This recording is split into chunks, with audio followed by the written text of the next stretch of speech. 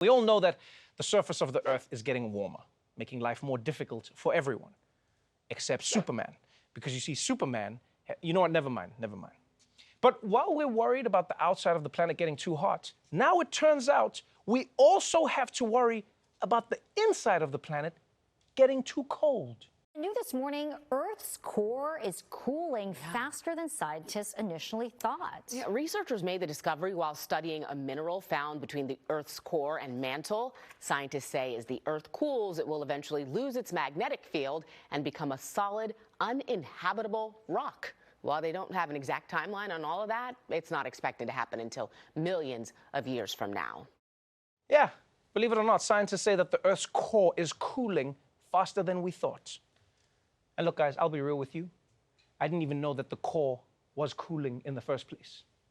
You know, sometimes I feel like living on Earth is like owning your first home. There's always something new that's random and breaking.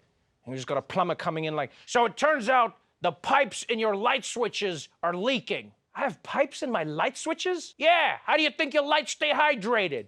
Now look, when I first heard that the core of the Earth was cooling, all I thought was, wow, great. Now we can finally dig a hole to China. But it turns out, if the core cools down, the magnetic field protecting Earth from cosmic radiation will disappear, and then Earth will turn into a cold, lifeless rock. And I don't mean like upstate New York, I mean like really cold. The silver lining to all of this is that it's only gonna happen millions of years from now. And by then, all humans will be dead, and we'll all be living in the metaverse. I'm living next to Snoop Dogg. So I don't know why scientists are even wasting their time with this, you know? I feel like scientists need to focus. If we don't fix COVID, I can't poop at Starbucks. Finally, let's talk about M&Ms. The only time it's okay to say, I don't like the brown ones. When you have a brand that's been around for 80 years, it's important to keep up with the times. Yeah, even Superman. He used to wear underwear outside his pants, and now he has a suit that's more like body armor, even though that's not really necessary since his skin is already impenetrable. But that's not what matters, it just looks cool. So yeah, M&Ms have been around for a really long time, which is why its famous advertising characters are getting a makeover for 2022.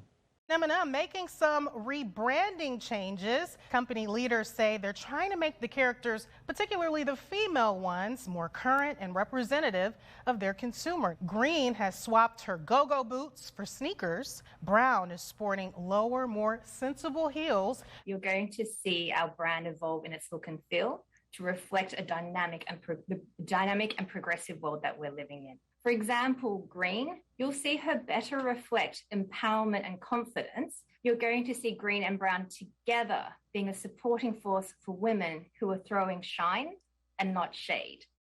Okay. I appreciate what this chocolate company is trying to do, but making the green M&M less sexy? I'm sorry, guys. I refuse to live in a world where I don't want to my candy. That's just going against nature. And also, who does this really help? Like, were there women who identified with the green M&M? I'm genuinely asking, genuinely. Because as a guy, I know I've never looked at any of those M&Ms and been like, yeah, that's me, bro. I feel seen. Like, this whole movement is just weird to me, because I'm all for representation where it matters, but not in the things that we eat. Like, I don't want to see KFC going, our new chickens could be in your family. Okay, dig in. But I guess that's 2022, right? Women will probably lose the right to an abortion. But on the plus side, the green M&M gets to wear comfortable shoes. Hakuna Matata.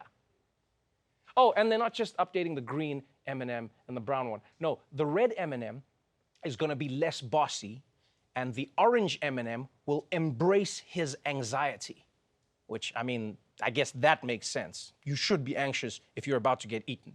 I know it's someone's job to think about this stuff, but I feel like we're getting too in-depth on these M&M personalities. You know, now they're like, okay, so the blue M&M was raised in a single-parent household at the height of the Cold War, and his family, out of here, man, it's a chocolate. Just let me eat it and get fat.